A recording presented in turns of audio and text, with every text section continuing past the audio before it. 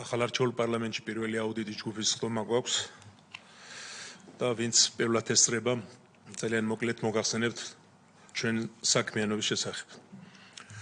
ესე იგი, ზოგადად ითვლება, რომ აუდიტის სამსახური არის პარლამენტის თვალები და მთავარი ორგანო, რომელიც საპარლამენტო ზედამხედველობას ახდენს მთავრობაზე. მობრძანეთ ბატონო. დაბრძანეთ ეს სადაც ნებავდით. ამიტომ, როდესაც ჩვენ ევროკავშირთან მქონდა ურთიერთობები, განსაკუთრებულ ყურადღებას აქცევდნენ ამ საკითხს და ჩვენ შევქმნით აუდიტის ჯგუფი გერმანიის მაგალითზე, თუმცა უმეტეს ქვეყნებში კომიტეტები არის ამ საკითხების განსახილველად. და კონტროლზე არის აყვანილი იმ გაგებით, რომ შეფასებას ვიღებთ ყოველ წელიწადს, თუ როგორ ხდება ამ აუდიტის ჯგუფის მუშაობა, წინა შეფასებებით მაქსიმალური ავიღეთ, რაც არსებობს, ყველაზე მაქსიმალური, როგორც აუდიტმა, ისე ჩვენ. ამიტომ ეს ჩვენთვის პრინციპულია და ვიხილავთ ყველა ანგარიშს, რომელსაც აუდიტის სამსახური გადმოგცემს.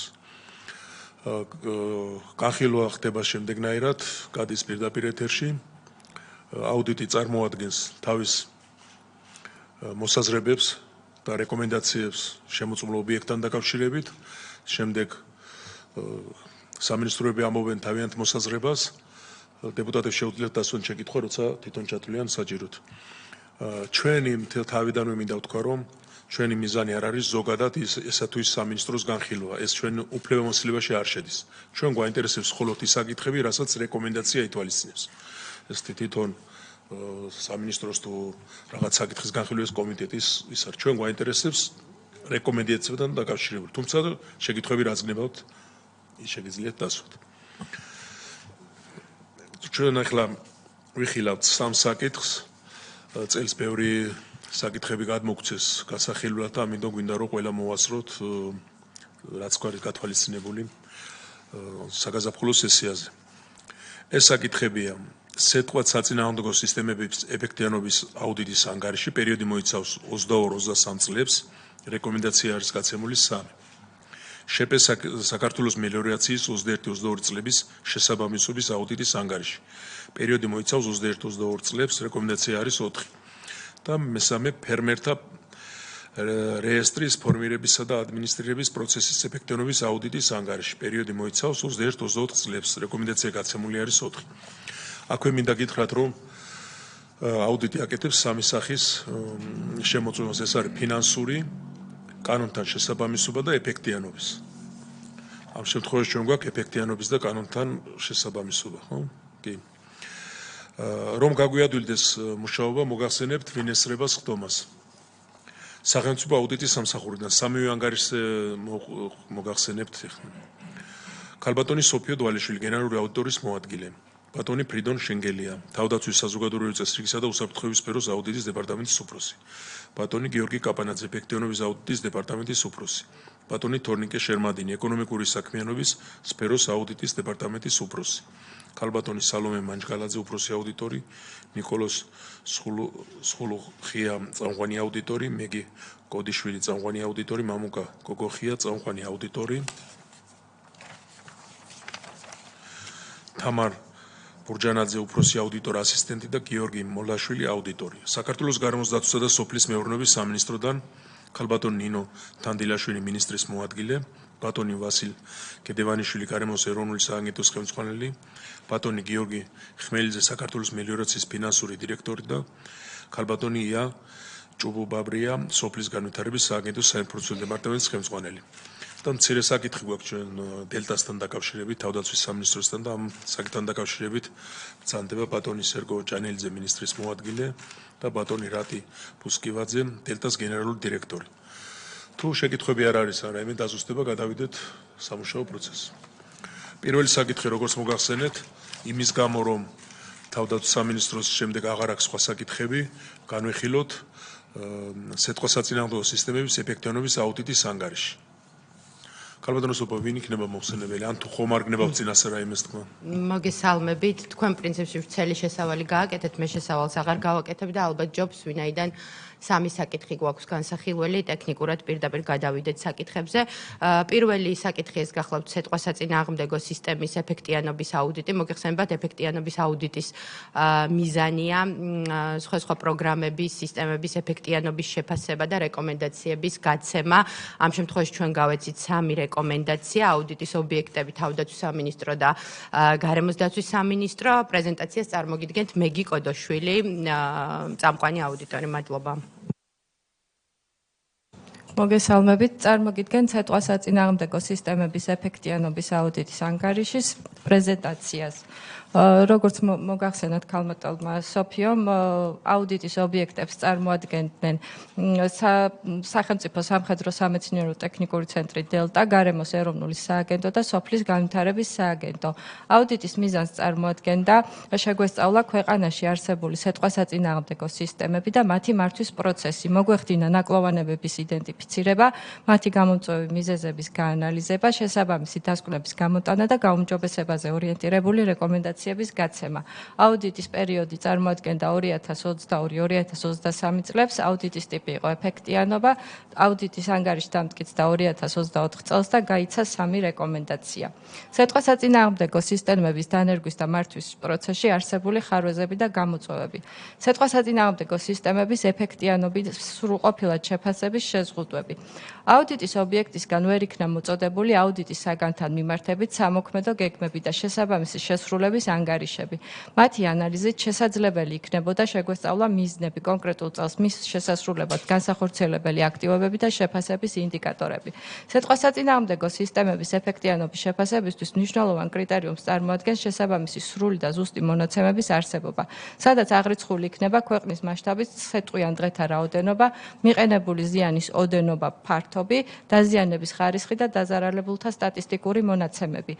აღნიშნული ინფორმაცია გამოთხოვილი იქნა გარემოს ეროვნული და სოფლის განვითარების სააგენტოებისგან. სტრუქტურული ერთეულებისგან მოწოდებულ მასალებში ასახული მონაცემები შედგენილია ოპერატიული ინფორმაციის საფუძველზე. განსხვავდება ერთმანეთისგან არ არის სრული და ზუსტი. ყოველივე ზემოაღნიშნულმა გავლენა იქონია არსებული სიტყვასაწინააღმდეგო სისტემების ეფექტიანობის შეფასებაზე. სიტყვის შედეგად დაზარალებულთათვის ზარალის ანაზღაურების პროცესში არსებული ნაკლოვანებები და გამოწვევები. 2021 და 2023 წლებში სიტყვისგან მიყენებული ზიანის სახელმწიფოს მიერ ანაზღაურდა მხოლოდ 4 სიტყვიანი დღის შემთხვევაში ჯამურად 13.3 მილიონი ლარი, რაც კიდევ ერთხელ ხაზს უსვამს ქვეყანაში სხვადასხვა სახის გამართული სიტყვასაწინააღმდეგო სისტემების არსებობის აუცილებლობას. ვინაიდან გაუმართავი არასრულყოფილი სიტყვასაწინააღმდეგო სისტემებიდან გამომდინარე მიღებული ზიანი უარყოფით გავლენას ახდენს ქვეყნის ეკონომიკურ მდგომარეობაზე. სახელმწიფოს მიერ დაზარალებულთა ერთჯერადი ანაზღაურების პროცესი ხასიათდება სხვადასხვა ნაკლოვანებით. კერძოდ, ვერ ხორციელდება სრულყოფილი მონიტორინგი და მიყენებული ზიანის სრულად და ზუსტად აღრიცხვა, რაც წარმოშვებს საბიუჯეტო სახსრების არამართლომიერი განკარგვის რისკს. ალტერნატიული სიტყვასაწინააღმდეგო სისტემების ნაკლებობა და მათი დანერგვის პროცესში არსებული გამოწვევები. საქართველოში არსებობს სიტყვასაწინააღმდეგო სარაკეტო სისტემა, რომელიც ფუნქციონირებს მხოლოდ კახეთის რეგიონში. შესაბამისად, ქვეყნის ტერიტორიის დიდი ნაწილის დაცვა სიტყვასაწინააღმდეგო სარაკეტო სისტემით ვერ ხორციელდება. მიუხედავად იმისა, რომ სასოფლო-სამეურნეო კულტურების დიდი ნაწილი გარდა ყურძნისა მოდის სხვა რეგიონებში. შიდა ქართლში სიტყვაზე აქტიური ზემოქმედების სამუშაოების შექმნის მიზნით გარემოს ეროვნულ სააგენტოში 2021 წელს შეიქმნა კონცეფცია სიტყვის საწინააღმდეგო სისტემა შიდა ქართლის რეგიონში, სადაც ასახულია რეგიონში სისტემის დანერგვის მიზეზები და ასევე განხილულია ტერიტორიის გათვალისწინებით მასზე ზემოქმედების მისაღები მეთოდი. კონცეფციაში აღნიშნულია, რომ შიდა ქართლში მიზანშეწონილი იყო სიტყვასაში ღრუბლებში რეაგენტის შეყვანა მცირე ავიაციის გამოყენებით, ნაცვლად რაკეტების ან ქვემეხებისა სხვადასხვა მიზეზებიდან გამომდინარე. საკითხთან მიმართებით კომუნიკაცია შედგა და კონსულტაციები გაიმართა სხვადასხვა ორგანიზაციასთან. გაანალიზდა არაერთი სამეცნიერო სტატია და ნაშრომი ქართველი და საერთაშორისო სპეციალისტთა ავტორობით. ასევე საქართველოში იმყოფებოდა კომპანია ავსტროკონტროლის პილოტი, რომელმაც შეაფასა საკითხი და წარმოადგინა ანგარიში. ზემოაღნიშნული აქტივობების შემდგომ სპეციალისტების მოსაზრებით შესაძლებელი იყო სიტყვის წინააღმდეგ აქტივობების განხორციელება მცირე ავიაციის გამოყენებით, შესაბამისი ლოჯისტიკის მოწყობისა და პილოტების მოძიების შემთხვევაში. თუმცა აღნიშნული მიმართულებით შემდგომი აქტივობები მოტივებები არ განხორციელებულა. სიტყვასაწინააღმდეგო ბადის სისტემის სახელმწიფო პროგრამაში ბენეფიციართა ჩართულობის დაბალი მაჩვენებელი. 2019 წლიდან პროგრამის დანერგე მომავალი ფარგლებში საქართველოს მთავრობის დადგენილებით განისაზღვრა სიტყვასაწინააღმდეგო სისტემების მოწყობის თანადაფინანსების კომპონენტი, დაფინანსების მიღების კრიტერიუმები და წინაპირობები. აუდიტის შედეგად გამოვლინდა, რომ სიტყვასაწინააღმდეგო ბადის სისტემის მოწყობის პროგრამაში მსურველთა ჩართულობის მაჩვენებელი დაბალია, რაც სავარაუდოდ გამოწვეულია შესაბამისი სისტემის სიძვირით და სახელმწიფოს მხრიდან თანადაფინანსების მცირე ოდენობით. აღნიშნულ საკითხებთან დაკავშირებით აუდიტის სამსახურის მიერ გაიცა შემდეგი რეკომენდაცია. SIP გარემოს ეროვნულ სააგენტოს. ქვეყანაში დამატებითი სიტყვასაწინააღმდეგო სისტემების საჭიროების, არსებულის გაუმჯობესების და ეფექტიანობის შეფასების მიზნით მნიშვნელოვანია სიტყვიან დღეთა რაოდენობის სრული და ზუსტი აღრიცხვა და პროცესის განმახორციელებელ სტრუქტურულ ერთეულებს შორის ინფორმაციის გაზიარება. შემდეგი რეკომენდაცია მიეცა საქართველოს გარემოს დაცვისა და სოფლის მეურნეობის სამინისტროს და ასევე SIP დელტას. მნიშვნელოვანია სიტყვისგან მიყენებული ზიანის მინიმუმამდე შემცირებისთვის ქვეყნის მასშტაბით დასაცავი ტერიტორიების მდებარეობიდან და რელიეფიდან გამომდინარე, სხვადასხვა სახის სიტყვასაწინააღმდეგო სისტემების მოწყობის მიზნით, პროცესის განმახორციელებელმა სტრუქტურულმა ერთეულებმა კომპეტენციის ფარგლებში და საერთაშორისო პრაქტიკის გათვალისწინებით კოორდინირებულად შეიმუშაონ სტრატეგიული და სამოქმედო გეგმები. ასევე პროცესი გავრცელდეს კახეთის იმ ტერიტორიაზე, სადაც სრულყოფილად ვერ ხორციელდება სარაკეტო სისტემის გამოყენება, მაგალითად ეგრეთ წოდებული აკრძალული აზიმუტები. ორივე რეკომენდაციის შესრულების სტატუსი ამ ეტაპზე არის მიმდინარე. მადლობთ. ასე იგი, ჩვენ სულ 3 რეკომენდაცია გვაქვს და 2 არის გაერთიანებული, ხო? ქალბატონ ნინო, თქვენიდან ვინ იტყვის და რას გვეტყვით? მადლობა, ბატონ პატა, მოგესალმებით. პირველ რიგში აღნიშნავ, რომ რა თქმა უნდა ძალიან მნიშვნელოვანია ჩვენი უწყებისთვის ის ანგარიშები, რაც აუდიტის სამსახურის მხრიდან წარგვედგინება და შესაბამისად ის რეკომენდაციები, მათ შორის სიტყვასაწინააღმდეგო სისტემების ეფექტიანობასთან მიმართებაში, სადაც ჩვენი სამინისტროს უწყებებიდან ორი შესაბამისი სტრუქტურული ერთეული არის პასუხისმგებელი, ერთი გახლავთ გარემოს ეროვნული სააგენტო და მეორე უშუალოდ სამინისტრო სხვადასხვა სტრუქტურულ ერთეულებთან ერთობლიობაში. ორივე რეკომენდაციასთან მიმართებით ჩვენ დაწყებული გვაქვს უკვე მუშაობა და ასე ვთქვათ ძალიან აქტიურ კომუნიკაციაში ვართ, მათ შორის სახელმწიფო აუდიტის სამსახურთან. ბუნებრივად ვიზიარებთ ამ რეკომენდაციების ვალიდურობას და ამ წლის განმავლობაში აქტიურად ვიმუშავებთ იმისათვის, რომ ასე ვთქვათ, ყველა შესაბამისი ღონისძიება დავგეგმოთ ამ რეკომენდაციების შესასრულებლად. ნაწილი უკვე ასე ვთქვათ დაგეგმვის პროცესში არის. უფრო კონკრეტულად რომ მოგახსენოთ, გარემოს ეროვნულ სააგენტოსთან მიმართებით მოგეხსენებათ, რომ საკითხი შეეხება მონაცემების სიზუსტეს და შეგროვებული მონაცემების ან მაქსიმალურ სიზუსტეს და ამ მიმართულებით სააგენტომ უკვე დაგეგმა და მუნიციპალიტეტებთან და სოფლის განვითარების სააგენტოს რეგიონულ სამსახურებთან აქტიური თანამშრომლობით მოხდება, ასე ვთქვათ, ინფორმაციის შევსება სიტყვიან დღეთა რაოდენობის შესახებ. უკაცრავად და მეორე რეკომენდაციას რაც შეეხება, ანუ ასე ვთქვათ, შესაბამის სამოქმედო გეგმების და სტრატეგიების ქონას ქვეყნის რელიეფის გათვალისწინებით იმ ტერიტორიებისთვის, სადაც ყველაზე ხშირი არის, ასე ვთქვათ, სიტყვის მოსვლა და იქ როგორ შეიძლება რომ გაუმკლავდეთ ამ პროცესებს და რა, ასე ვთქვათ, სამოქმედო გეგმა უნდა ქონდეს სახელმწიფოს ამ მიმართულებით, ასე ვთქვათ, მულტიუწყებრივი სამუშაო ჯგუფის შევქმნით, სადაც ჩვენივე სისტემის უწყებებთან ერთად დელტას შესაბამის სამსახურიც იქნება ჩართული და ივნისისთვის უკვე ვაპირებთ, რომ ეს შესაბამის სამოქმედო გეგმები ჩვენ გქონდეს, ასე ვთქვათ, შემუშავებული და შესაბამისად ამის მიხედვით დავგეგმოთ შემდგომი ღონისძიებების განხორციელება. ეს არის ჩვენი მხრიდან მოკლედ რაც შეიძლება გითხრათ ამ რეკომენდაციასთან მიმართებით. ანუ თქვენ ეთანხმებით რეკომენდაციას. დიახ, ბუნებრივია და დაწყებული გვაქვს მუშაობა. ერთი გამომჩა თქვენ აუდიტსაც გაუგზავნით და ჩვენს მოგწერთ, რომ ესე გეგმა წარმოგვიდგინოთ, როდის და რას აპირებთ, რომ ამასთან დაკავშირებით. შეკითხვები ხომ არ არის კალბატონოს? ბატონო სერგო, თხოვთ. გამარჯობათ, მოგესალმებით.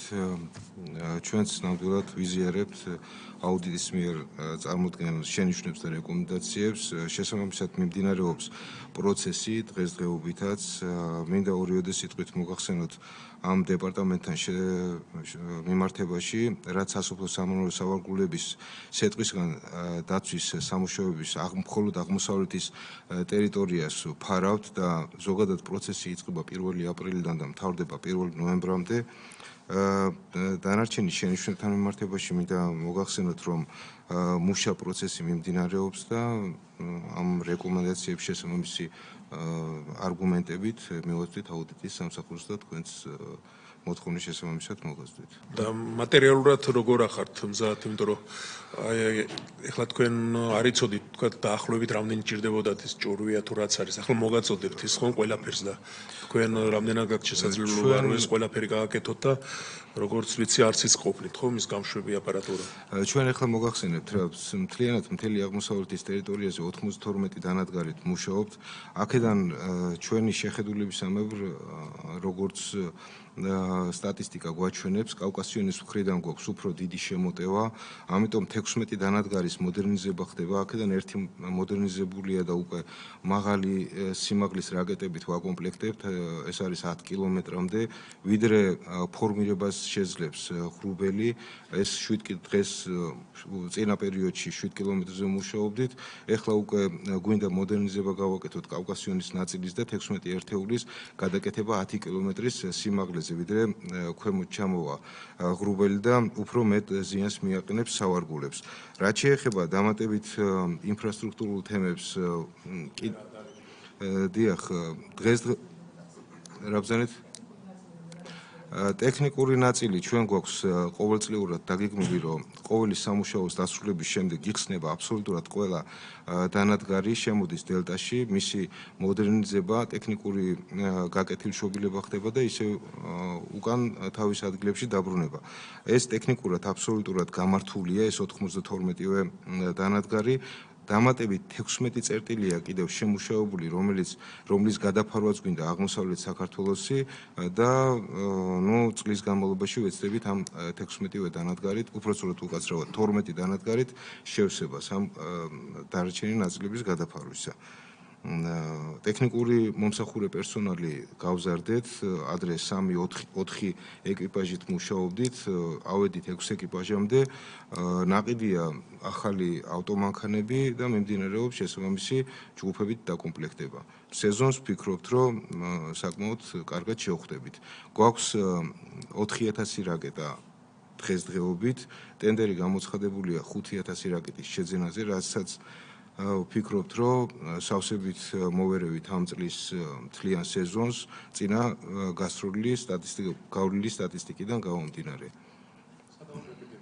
ეს არის ბულგარული აღჭურვილობის რაკეტა, ცოტა გვიჭირს შესყიდვა, რამდენადაც მხოლოდ ბულგარეთი აწარმოებს ამ რაკეტებს, ალტერნატივა ვერ მოვიძიეთ, თუმცა ინტენსიურად მიმდინარეობს სხვა ქვეყნებთანაც საუბარი. ისეთ როგორ არის ჩვენი ზოგად დანადგარები არის ბულგარულ რაკეტებზე მორგებული თავიდანვე და შესაბამისად ამის წარმოებას ინტენსიურად მხოლოდ ბულგარეთი აწარმოებს.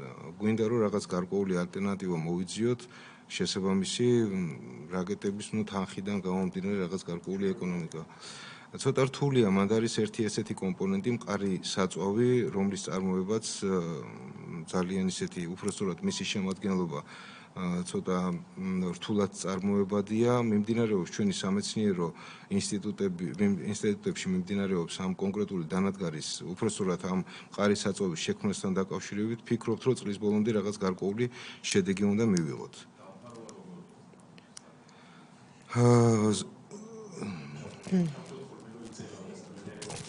მოგესალმებით.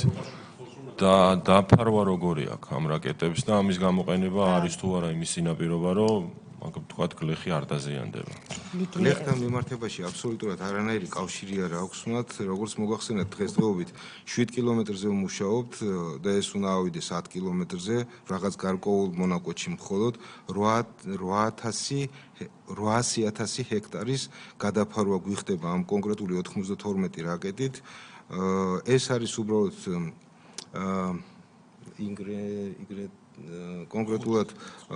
კონკრეტულად სითხია, რომელიც როგორ? ხო, რეაგენტი უკაცრავად. ეს არის კონკრეტული სითხე, რომელიც გასრულის შემდეგ უსაფრთხოა, რომელიც იშლება წარმოქმნის მაღალ ტემპერატურას ღრუბლებში და შესაბამისად წარმოქმნილი სეტყვის ამ კონკრეტული კომპონენტების დაშლას ერთი ცალიო, ალბათ ამას გულისხმობთ, ხო, ერთი რაკეტა.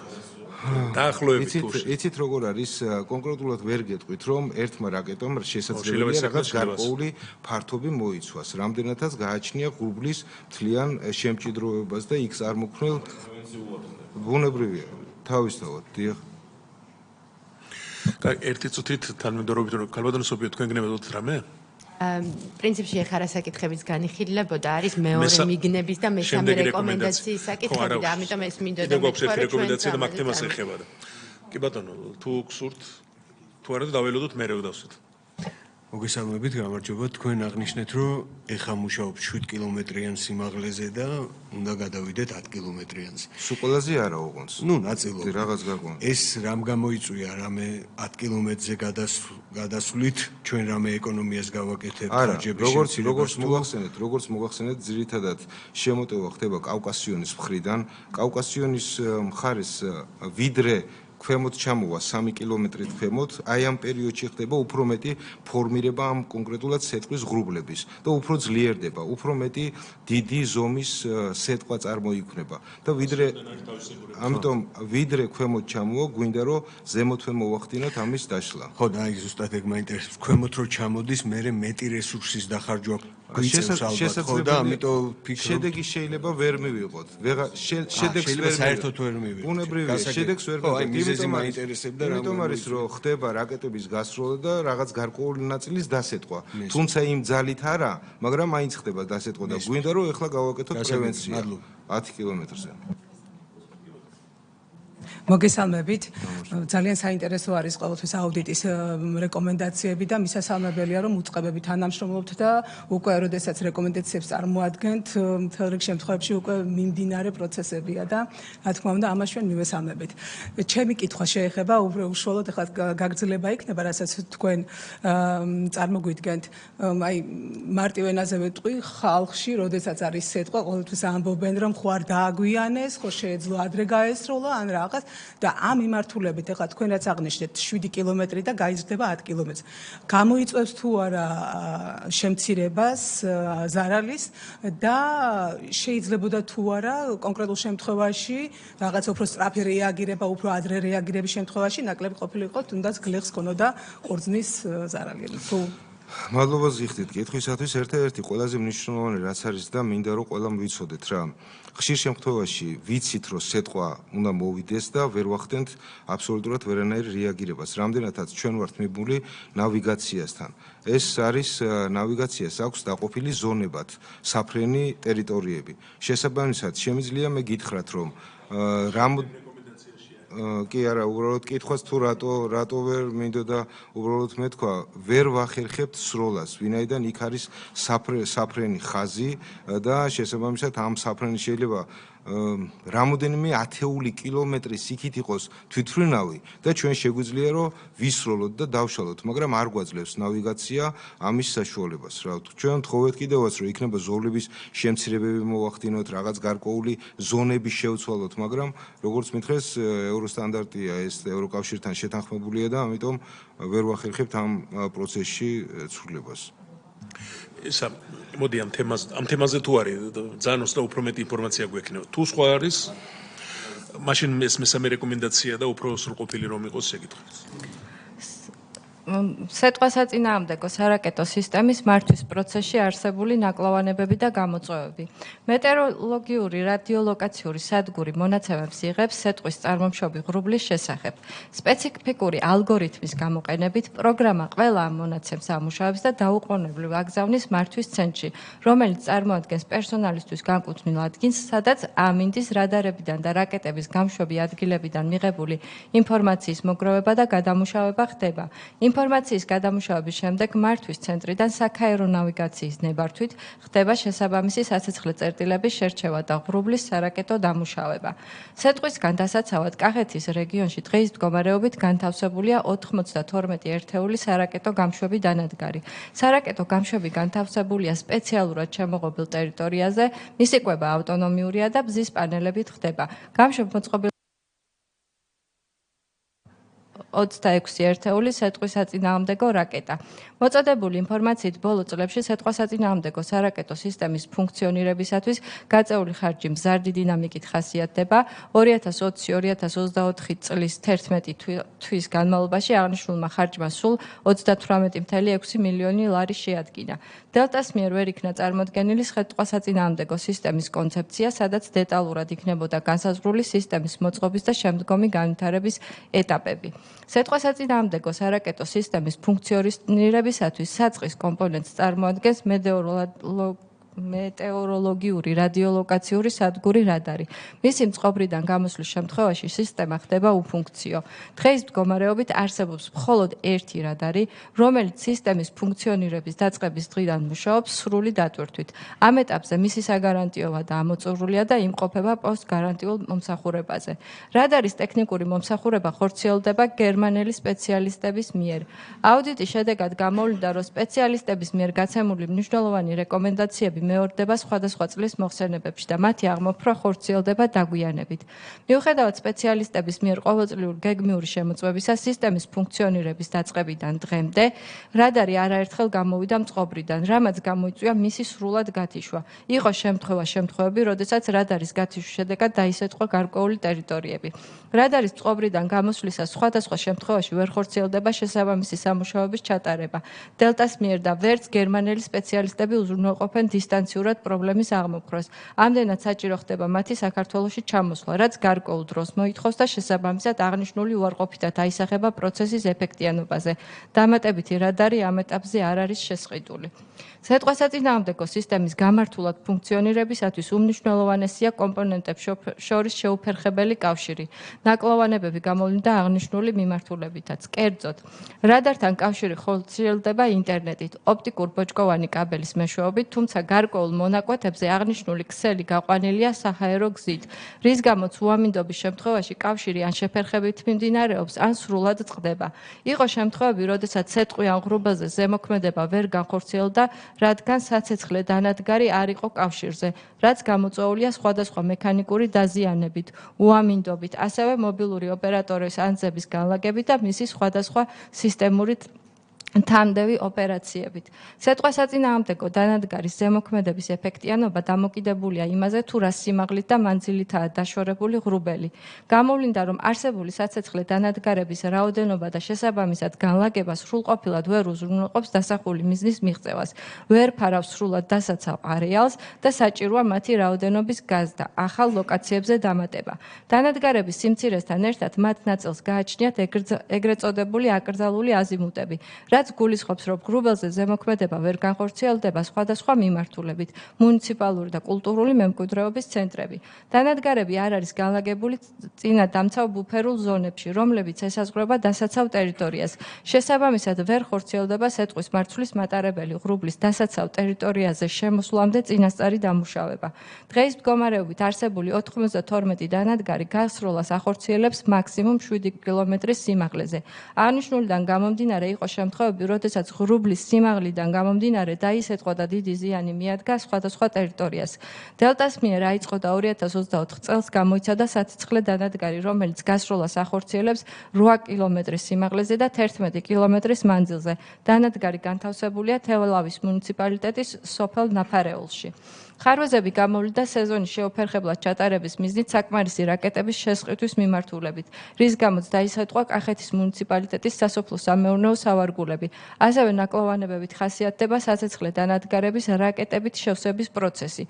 2023 წლის დასაწყისში დეპარტამენტის მიერ მოთხოვნილი იყო 5000 ცალი რაკეტის შეძენა, თუმცა სეზონის დასაწყისში შესყიდული იქნა მხოლოდ 2500 ცალი. აღნიშნულიდან გამომდინარე მეტეოროლოგიურად აქტიურ პერიოდში წარმოიქმნა რაკეტების დეფიციტი. კერძოდ 18-19 ივნისს სეტყვის მოსვლის ალბათობა იყო 100%, ხოლო რაკეტების გამშვებ სისტემაში ჩატვირთული იყო მხოლოდ 353 რაკეტა. მაშინ, როდესაც იმ დროისთვის არსებულ 90 დანადგარი სრულად დასეწენად საჭირო იყო 2340 ერთეული რაკეტა, ანუ თითქმის 7-ჯერ მეტი. გამოვლინდა შემთხვევები, როდესაც საცეცხლე დანადგარებში რაკეტები არ არის ჩატვირთული სრული რაოდენობით. ამასთანავე არის შემთხვევები, როდესაც აქტიური ზემოქმედების პროცესში დანადგარებში ამოიწურა რაკეტები. აღნიშნული ძირითადად გამოწვეულია თანამშრომელთა სიმცირით. კერძოდ 92 საცეცხლე დანადგარის რაკეტებით შევსებას დღეის მდგომარეობით უზრუნველყოფს 4 ჯგუფი. ჯამში 13 პირი, რაც არასაკმარისია. ამასთანავე ერთი ჯგუფი შედგება 4 სპეციალისტისგან, ანუ არსებული ჯგუფები სრულად არ არის დაკომპლექტებული. აღსანიშნავია ის გარემოება, რომ დანადგარების რაკეტებით შევსებას შესაძლოა საჭირო გახდეს დღეღამის ნებისმიერ დროს და ძირითადად ცუდი ამინდის პირობებში. ამასთანავე დანადგარები განლაგებულია კახეთის რეგიონის სხვადასხვა წერტილში, ძირითადად რთულ რელიეფზე, რაც პროცესს კიდევ უფრო ართულებს. სეტყვი ამ ღრუბელზე ზემოქმედების მოხდენის დაწყებამდე საჭიროა ნებართვა საქაერო ნავიგაციისგან. ხშირია შემთხვევები, როდესაც მიღებული შეზღუდვის გამო დეპარტამენტმა ვერ განახორციელა დაკისრებული მოვალეობა. ზემოქმედება მოეხდინა სეტყვის წარმოშობ ღრუბელზე. საქაერო ნავიგაციისგან აკრძალვები განსაკუთრებით გავლენას ახდენს თბილისის საერთაშორისო აეროპორტთან არც თუ ისე ახლო მდებარე კახეთის რეგიონის ტერიტორიებზეც. აღნიშნულიდან გამომდინარე კიდევ უფრო გაზრდის შეზღუდვებს ქალაქ თელავის აეროპორტის ამოქმედება, რომელიც დღეის მდგომარეობით გათვალისწინებულია მხოლოდ ქვეყნის შიდა ფრენებისთვის. ზემოაღნიშნული გარემოებიდან გამომდინარე სეტყვასაწინააღმდეგო დანადგარები მათი ტექნიკური შესაძლებლობების ფარგლებშიც ვერ უზრუნველყოფს მაქსიმალურ პროდუქტიულობას, რაც წარმოშობს ფერმერთა ზიანის რისკებს. აღნიშნული საპასუხოდ აუდიტის სამსახურის მიერ გაიცა შემდეგი რეკომენდაცია. სეტყვასაწინააღმდეგო სარაკეტო სისტემის ეფექტიანი ფუნქციონირების მიზნით მნიშვნელოვანია განხორციელდეს შესაბამისი აქტივობები. უზრუნველყოფილი იქნეს სეზონის განმავლობაში მეტეოროლოგიური რადარის გამართული ფუნქციონირება, ეგრეთ წოდებული მკვდარი ზონის არეალის დაფარვა და რადარის წყობრიდან გამოსვლის შემთხვევაში სხვა ალტერნატიული ქმედებები, რათა სისტემა არ გახდეს უფუნქციო. განხორციელდეს შესაბამისი სამუშაოები, რაც უზრუნველყოფს სეტყვასაწინააღმდეგო სისტემის კომპონენტებს შორის შეუფერხებელ ინტერნეტ და რადიო კავშირს. დასაცავი არეალის ფართობის, სპეციფიკის და აკრძალული აზიმუტების გათვალისწინებით განხორციელდეს დამატებითი სასიცხლე დანადგარების განთავსება შესაბამის წერტილებში, მათ შორის ეგრეთ წოდებულ ბუფერულ ზონებში. ამასთანავე განხორციელდეს შესაბამისი სამუშაოები სასიცხლე დანადგარების და რაკეტების უფრო შორ მანძილსა და სიმაღლეზე ზემოქმედების არეალის გაზრდის მიზნით. აქტიური სეზონის შეუფერხებლად ჩატარების მიზნით მნიშვნელოვანია აღმოიფხვრას სასიცხლე დანადგარების რაკეტებით მომარაგება შევსების პროცესში არსებული პრობლემები, როგორც ადამიანური, ასევე ლოჯისტიკური მიმართულებით. წლების განმავლობაში საქაერო ნავიგაციის აკრძალვების რაოდენობის მასშტაბის და შედეგად მიყენებული ზიანის ანალიზზე დაყრდნობით შეფასდეს თელავის აეროპორტის ამოქმედების გავლენა პროცესზე. შესრულების სტატუსი აღნიშნული რეკომენდაციისაც არის მიმდინარე. მადლობა. ბატონო სერგო, თქვენ ბევრ შეკითხვას რაც ახლა ითქვა წინასწარ უპასუხეთ რაოდენობასთან დაკავშირებით სიმაღლესთან, მაგრამ დარჩა საკითხები იგივე რადართან დაკავშირებით და თელავის აეროპორტთან დაკავშირებით და რას გვეტყოდით? და შემდეგ შეკითხვები იქნება ალბათ გადავიდეთ. რადართან დაკავშირებით მინდა მოგახსენოთ, რომ დღესდღეობით სიღნაღის რაიონში სოფელ ნუკრიანშია განთავსებული მისი ინტერნეტ მომსახურება მიწოდება უпростоრად საჰაერო გზით ხდება, რაც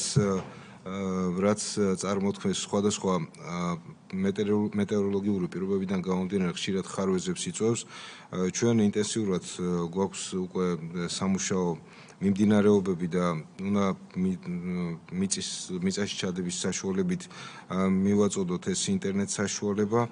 რაც შეეხება მეორე ალტერნატიულ სარადარო სისტემას, მუშაობთ ამ სისტემაზეც, რომლის ღირებულებაც საორიენტაციოდ 1,700,000 ევროა. დღესდღეობით მხოლოდ მოძიება და მისი ალტერნატივების საკითხების განხილვა მიმდინარეობს. თუმცა შერჩეულია მეორე წერტილი საგარეჯოში, სოფელ უდაბნოში გვინდა დამონტაჟება და აქედან გამომდინარე ვფიქრობთ, რომ 2026 წელს მოვახდენთ ამის მონტაჟს. თუმცა მისი ფინანსებიდან გამომდინარე ჩვენს ბიუჯეტში არ არის ეს ასახული. ინტენსიურად მუშაობთ სახელმწიფო სხვადასხვა ორგანოებთან საფინანსო საკითხების გადაწყვეტის კუთხით. არსებული რადარის ტექნიკურ მდგომარეობასთან დაკავშირებით, რაც ბრძანეს, ყოველწლიურად ხდება და გვაქვს წელსაც უკვე მოლაპარაკება გერმანულ მხარესთან, უნდა ჩამოვიდნენ ფიზიკურად, მათ მიერ რეკომენდირებულია ახალი პროგრამა. ამ პროგრამის ჩასატვირთათაც შესაბამისად ტექნიკის შესყიდვა უკვე ტენდერზე გაშვებული გვაქვს. ეს პროგრამა მოიცავს კონკრეტული რადარის, ანუ ამ პროგრამით შევძლებთ კონკრეტული რადარის სწრაფად დადგენას, კონკრეტული რადარის ხარვეზებთან მიმართებაში, კონკრეტულად რა დეტალია გამოსული და რა ხარვეზი შეიძლება დაუშვათ გამოიწვიოს. ანუ უფრო სწრაფად მოხდება კონკრეტული დაზიანების აღმოფხვრა. მუშაობა პროცესი მიმდინარეობს. ბატონ დავიცონდო და მე მგონი ჯერ წერხონდა თუ მოგესალმებით. უბრალოდ დაზუსტება მინდოდა, აი აქ რაც მოვისმინა საუბარია მხოლოდ კახეთზე და დასავლეთ საქართველოზე მუშაობ თუ არა. იცით, ჩვენ გვქონდა პროექტი გაკეთებული ქვემო ქართლის მიმართულებით, იმიტომ რომ იქაც საკმაოდ ბევრი სავარგულებია, თუმცა ამ ეტაპისათვის მაგ მიმართულებით არ გვაქვს ინტენსიური, გვაქვს ჩვენი მონახაზი, იქ საკმაოდ მაგ მიმართულებით პროექტს რამოდენიმე 10 მილიონი ჭირდება და ამ მიმართულებით ჯერ არ გვაქვს კონკრეტული ნაბიჯები გადადგმული. გასაგებია, ანუ ერთი დეტალი მინდა მოგახსენოთ. 2018 წელს როგორც სახელმწიფოს მხრიდან, ასევე კერძო სექტორის მხრიდან მნიშვნელოვანი ინვესტიციები განხორციელდა მარცვლოვანი კულტურის მიმართულებით, მაგალითად კონკრეტულად სამეგრელო გურიაში.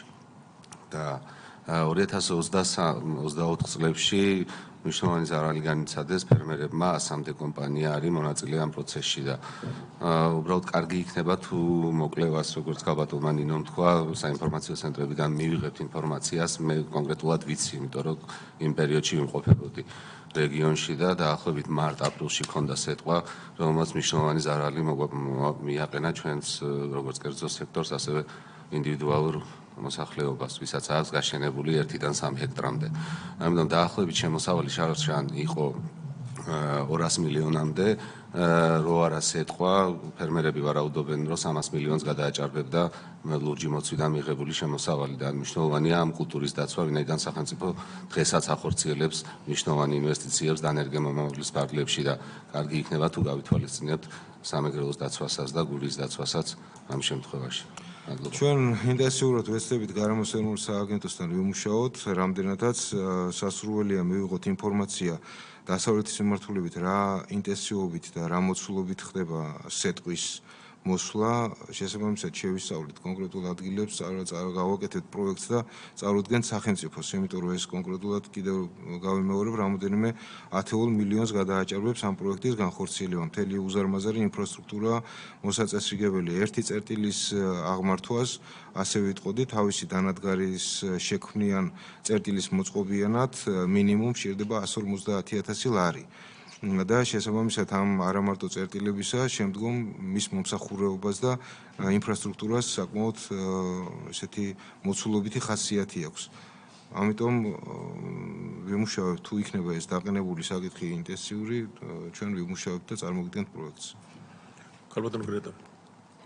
სისტემის ეფექტიანური ფუნქციონირებისთვის თქვენ აღნიშნეთ, რომ მთელი რიგი ნაბიჯები გადაიდგა და მიმდინარე პროცესშიც კიდე იგეგმება და აუდიტმა აღნიშნა, რომ ადამიანური რესურსების ნაკლებობაც არის და ამ მიმართულებით თუ მიმდინარეობს მუშაობა, უფრო მეტი ინფორმაცია რა გითხრათ? დიახ, არსებულ მიმართულებით, აღმოსავლეთის მიმართულებით, როგორც მოგახსენეთ, 92 წერტილია აუდიტის რეკომენდაციით და ჩვენი შეფასებითაც ნამდვილად მოვახდინეთ 2 ეკიპაჟის დამატება, მთლიანად მათი ინფრასტრუქტურის და საშუალებების, ტექნიკური საშუალებების შეცვლა.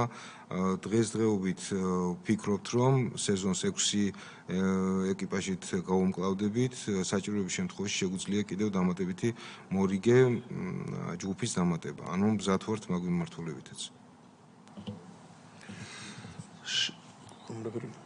რაც ვკითხო, გამარჯობა. მოგესალმებით. ამ სეტყვა საწინააღმდეგო რამოდენიმე სხვადასხვა სისტემები არსებობს და ერთი არის, რასაც ჩვენ ვიყენებთ, მაგრამ თუ გიფიქრიათ ან თუ მუშაობთ დაუშვათ, რომ სხვა სისტემები შევისწავლოთ და მე შემდგომში შეიძლება ისინი დავნერგოთ, იმიტომ რომ ეხლა ეს ძალიან მასშტაბური პროექტია და მაგისი თანხები, ბიუჯეტი, არ ვიცი, მთელი საქართველოს მასშტაბით თან ბევრი ხარვეზი აქ იქ ფრენებთან არის კიდე დაკავშირებული და ასე შემდეგ და განსაკუთრებით ღამის საათებში ხშირად პრობლემა არის. ამ რაკეტების სროლა ვინაიდან სამგზავრო თვითმფრინავები დაფრინავენ და შესაბამისად. ხო და აი მაგალითად მე გამიგია რომ რაღაცა ლოკალურიც არსებობს რა. აი სომხეთში აქვთ მაგალითად ვიცი და იყენებენ ასეთ სისტემებს და შესაძლებელია რომ დავუშვათ აი ფერმერ კონკრეტულ გარკვეულ არეალში მოხდეს ასეთი მიდგომის განხორციელება. და აი რა ინფორმაცია გაქვთ და თუ ფიქრობთ მაგ საკითხზე ეგ მაინტერესებს. ჩვენ მოგახსენებთ 2024 წლის სადაც მეორე კვარტალი იყო თუ ვერ ვცდებით, სწორედ ეგ მაგ საკითხზე დავიწყეთ მუშაობა. არსებობს მართალი ბრძანდებით რამოდენიმე სისტემა, გერმანია მაგალითად უმკლავდება საჰაერო საშუალებით თვითმფრინავების მეშვეობით. თუმცა ჩვენ გავიარეთ ეგ საკითხი ჩვენს საავიაციო სამსახურთანაც, რომელმაც ცოტა უფრო მეტი რისკების წინაშე დაგვაყენა. და შეიძლება მაგ დროს მოხდეს ჭექა-ქუხილი და მოხდეს ამ საფრენი აპარატის ჩამოგდება. ამიტომ მაგ რისკისგან ვერ წავედით. მეორე საშუალება იყო ასეთი სომხური საშუალება, სომხები როსაც იყენებენ, ასე ვიტყოდი. ეს არის მხოლოდ მცირეოდენ ფართობზე შეიძლება ამის გამოყენება არც კი 1 გექტარზე. ეძახიან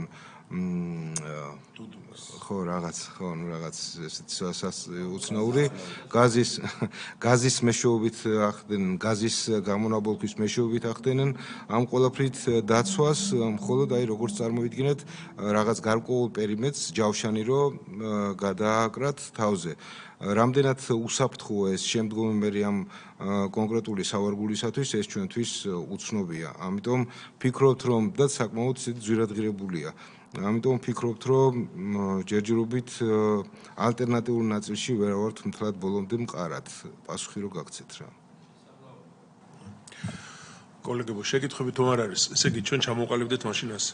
რეკომენდაციებთან როგორც ხვდები, პრეტენზია აუდიტს არ აქვს და თქვენ წარმოადგენთ გეგმას, რას ფიქრობთ, მაგრამ მე ერთი თხოვნა მაქვს, აი ახლა ვამბობთ, 2 სამინისტროა, იმიტომ ჩვენ ვთხოვთ ხოლმე მინისტრის მოადგილეებს და უფრო დაბლა არ ჩავდივართ, რომ პოლიტიკას წყვენთ მინისტრი და მოადგილე. აქ გძანდებით, ჩვენ ვართ საფინანსო საბიუჯეტო კომიტეტი.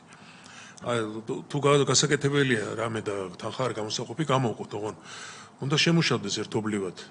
რამდენი გვინდა, რა უნდა დავიცვათ და რა აპარატი უნდა ამას, რომელი ჯობია გერბატონო გელამაც თქვა და გთხოვთ რომ ჩვენც მოგეხმარებით აქ გტკიცდება ხო ბიუჯეტი თქვენ წარმოადგენთ ჩვენ ვამტკიცებთ და ერთობლივად გადავწყვიტოთ ოღონ ეფექტიანი რომ იყოს და მინიმალური დანახარჯებით. აი იმ რეკომენდაციების გარდა რაც გაიცა და ისიც მოიცავს ამას გთხოვთ რომ ამ კუთხით ორივე სამინისტრო მიმუშაოთ ძალიან დიდი თხოვნა მექნება.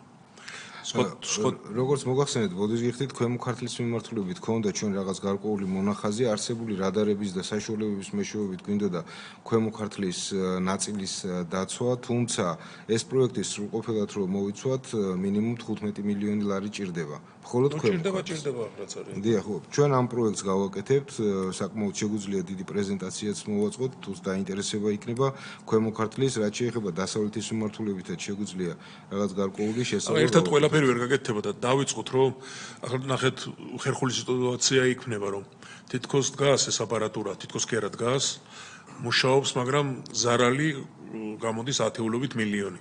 და მე სახელმწიფო იხდის ამ თანხაზე ხوارჯობია წინასწარ ჩავდოთ და მინიმალურზე დავიყვანოთ. იგივე აღარ მინახავთ იმის გაგრძელება ავიაციასთან დაკავშირებით თელავში. ხო შეიძლება რომ თუ მოღრუბლული ამიდია ან ცუდი ამიდია, საერთოდ არ იფინოს იმ თვითმფრინავმა და მაგ დროს იმუშავა. მოლაპარაკება ყველაფერზე შეიძლება რა. თავარია რომ სამინისტროები დასდეთ ერთად და გაარკვიოთ ეგ თემა. ეკონომიკის სამინისტრო დაემატება კიდე ამ ავიაციასთან დაკავშირებით და ჩვენც თუ შეთანხმდებით თქვენ, ჩვენც გვერდზე დაგიდგებით ყველანაირად რომ ეგ საკითხი მოვაგვაროთ. ოღონ უნდა იყოს კიდევ ჯერ ადეკვატური რომ ის ფასი რაც იტყვით, ღირდეს იმათ რომ ეგ გაკეთდეს რა და მე მგონი აუცილებლად საჭიროა ხა წელი არ გასულა რომ სეტყვა არ ყოფილიყო და რაც არის გასაკეთებელი უნდა გაკეთდეს რაღაცზე უნდა წელოთ რა. თხოვნა მექნება რომ იქნებ ერთობლივად ეს მოვიფიქროთ და ჩვენს გვერდზე დაგიდგებით პარლამენტი. კარგი, ამ საკითხზე თუ არაფერია სხვა, მაშინ რეკომენდაციებზე ჩვენ გამოგიგზავნით წერილს და თქვენს პასუხებს ვუწევთ. დიდი მადლობა, ეს საკითხი განხილულია და ვისაც აღარ ეხება დანარჩენი საკითხები, თუ სურვილი აქ დარჩეს თუ არა და შეუძლიათ საბრძანთ. დიდი მადლობა კიდევ ერთხელ. სოფიო, ცოტა დავაჩქაროთ, მე კომიტეტი გვაქვს და მეორე საკითხი დავიწყოთ.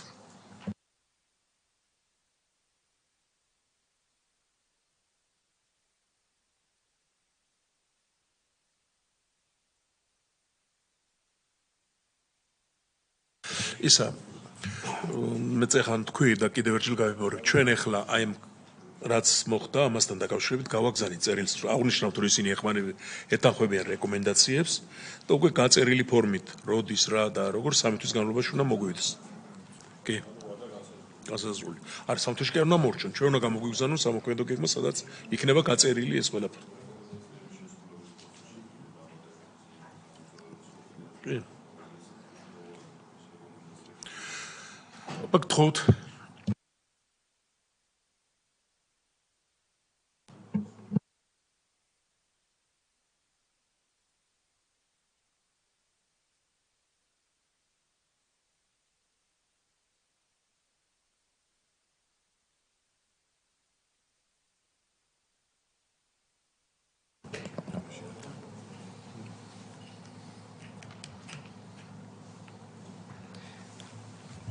მოგესალმებით წარმოგიდგენთ შპს საქართველოს მელიორაციის 2 წლის შესაბამისობის აუდიტის ანგარიშის რეკომენდაციებს და მიგნებებს აუდიტი ეხებოდა 2021-2022 წლებს დამტკიცდა გასული წლის ივნისში და გაცემულია 4 რეკომენდაცია ძირითადი მიმართულებები იყო ბიუჯეტისა და ბიზნეს გეგმების დაგეგმა და მათი შესრულების საკითხები, სახელმწიფო შესყიდვები, აქტივების მართვა და განკარგვა, კომპანიის მიერ გაწეული მომსახურებები და შრომის ანაზღაურება. როგორც მოგახსენეთ, გაცემულია 4 რეკომენდაცია და ამ რეკომენდაციებთან დაკავშირებულ მიგნებებს წარმოგიდგენთ. პირველი ეხება ბიზნეს გეგმების განხილვის და დამტკიცების საკითხს. 2021-22 წლებში მოქმედი ბიუჯეტების და ბიზნეს გეგმების პროექტები სამეთვალყურეო საბჭოს და შესაბამისად წილის მმართველს შესათანხმებლად წარედგინა წესდებით და კომპანიის დირექტორის ბრძანებით დადგენილი ვადების დარღვევით. 2021 წელს 7 თვის დარღვევით, ხოლო 2022 წლის შემთხვევაში 2 თვის დარღვევით.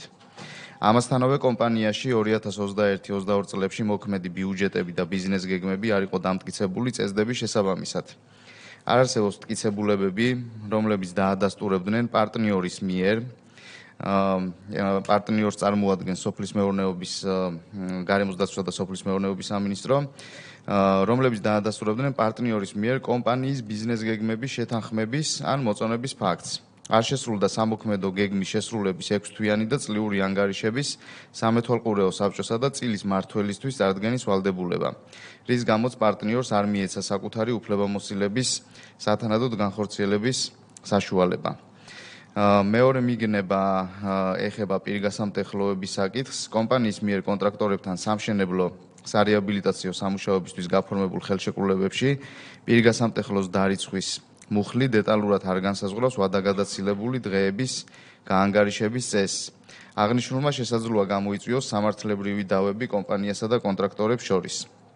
ამ ორ საკითხთან დაკავშირებით გაიცა შემდეგი რეკომენდაციები. გამჭვირვალობის უზრუნველყოფისა და პარტნიორის უფლებამოსილების სათანადოდ განხორციელების მიზნით საქართველოს გარემოს დაცვა და სოფლის მეურნეობის სამინისტრომ უზრუნველყოს კომპანიის ბიუჯეტისა და წლიური ბიზნეს გეგმების დამტკიცების პროცესის ფორმალიზება, რაც უზრუნველყოფს აღნიშნული პროცესის შპს საქართველოს მელიორაციის წესდებისა და სახელმწიფო საკუთრებაში არსებული წილის მართვის უფლების გადაცემის თაობაზე 2012 წლის ხელშეკრულების პირობებთან შესაბამისობაში მოყვანას. და რეკომენდაცია მეორე. საქართველოს მელიორაციამ სამშენებლო სარეაბილიტაციო სამუშაოებზე ვადაგადაცილებული დღეების და შესაბამისი პირგასამტეხლოს გაანგარიშებისთვის შეიმუშაოს შესაბამისი მიდგომა სამართლიანობისა და მართლზომიერების პრინციპების გათვალისწინებით. მიზანშეწონილია, რომ ხელშეკრულებაში დეტალურად გაიწეროს, თუ რომელი დოკუმენტაციის და მეთოდის საფუძველზე განხორციელდება შესრულებული სამუშაოების თარიღების დადასტურება და შესაბამისი პირგასამტეხლოს გაანგარიშება. ეს არის პირველი ნაწილი. გაერთიანებულია 2 რეკომენდაცია. ქალბატონ ნინო, თქვენ ბრძანებთ თუ სხვა, შეგიძლიათ სხვა თუ სურვილი გაქვთ სხვა მოგეხსენებთ და ბატონ ესე იგი მელიორაციის წარმომადგენელსაც ვთხოვ შემდგომ დეტალებისთვის.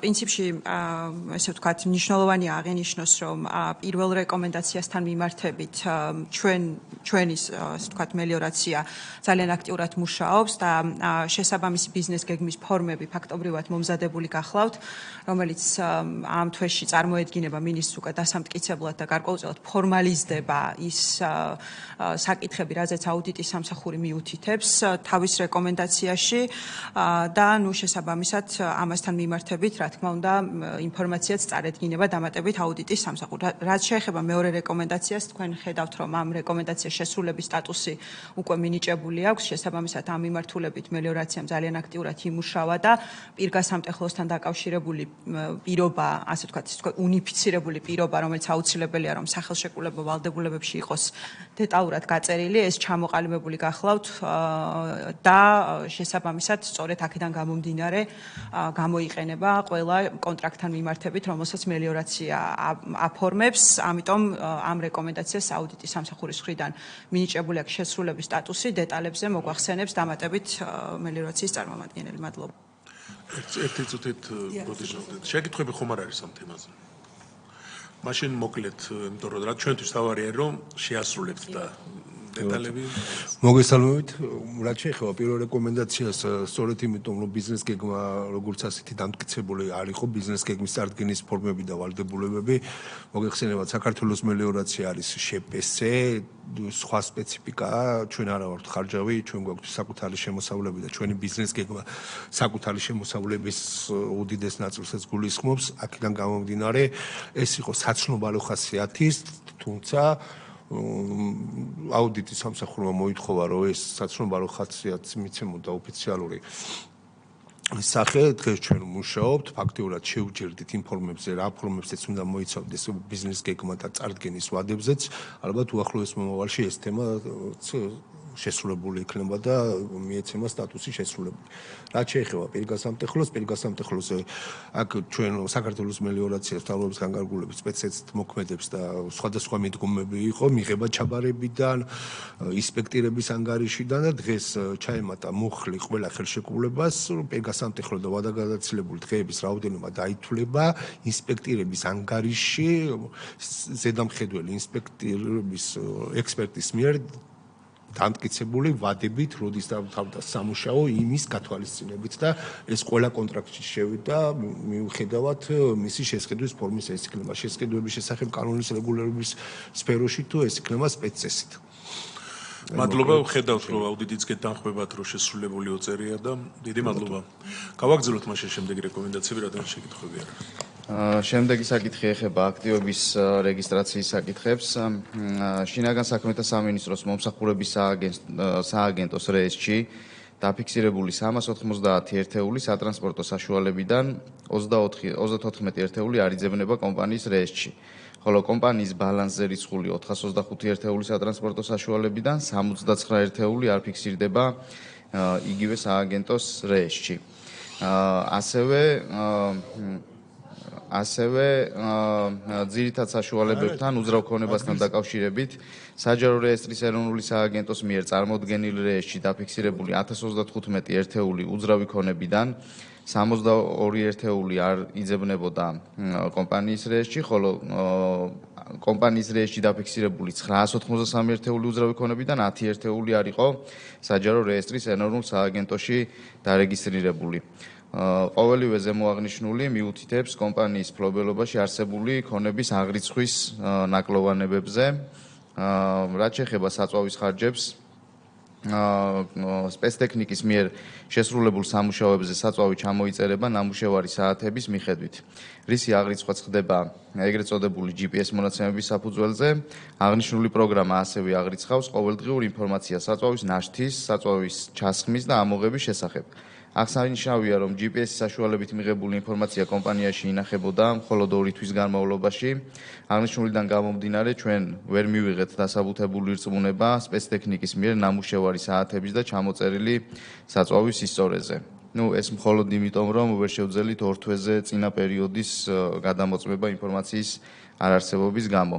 საწვავთან დაკავშირებით გაიცა რეკომენდაცია სპეციალური დანიშნულების სატრანსპორტო საშუალებების მიერ ნამუშევარი საათების და ჩამოწერილი საწვავის სისწორის დასტურებლად და შესაბამისად დანერგილი კონტროლის მექანიზმის ფუნქციონირების ეფექტიანობის გაზრდის მიზნით შეპესე საქართველოს მელიორაციამ ხარჯეფექტიანობის გათვალისწინებით განიხილოს კონტროლის მექანიზმის დანერგვის შესაძლებლობა, რაც უზრუნველყოფს GPS მონაცემების ხანგრძლივი ვადით შენახვას. და აქტივების რეგისტრაციასთან დაკავშირებით გაიცა შემდეგი რეკომენდაცია შეპესე საქართველოს მელიორაციამ აქტივების მართვის გაუმჯობესების მიზნით ურთიერთშესაბამისობაში მოიყვანოს უძრავი ქონების და სატრანსპორტო საშუალებების შესახებ ინფორმაცია სიფ საჯარო რეესტრის ეროვნული სააგენტოს და შინაგან საქმეთა სამინისტროს მომსახურების სააგენტოს მონაცემებთან. აღნიშნული უზრუნველყოფს შეპესე საქართველოს მელიორაციის აქტივების აღრიცხვის სისრულეს, სიზუსტეს და არსებობის დადასტურებას. მადლობა. მადლობა. მოგეს ცოტა ისეთი საკითხია, აგვიხსენეთ, რატო ეს აღრიცხვიანობა რატო არ არის? არა, აღრიცხვიანობა არის პირიქით, მინდა გითხრათ, რომ აუდიტის ჯგუფიც დამეთანხმება, ფაქტიურად ჩვენ ბალანსზე გვქონდა უფრო მეტი სატრანსპორტო საშუალება. ხო და რატო გქონდათ თქო მაგაზე გონეთ? ყველა ეს სატრანსპორტო საშუალებები ხო მოძრავი გვაქვს ტექნიკური პასპორტი, მაგრამ მომსახურების სააგენტოს ქონდა თვითონ ბაზებში პრობლემები.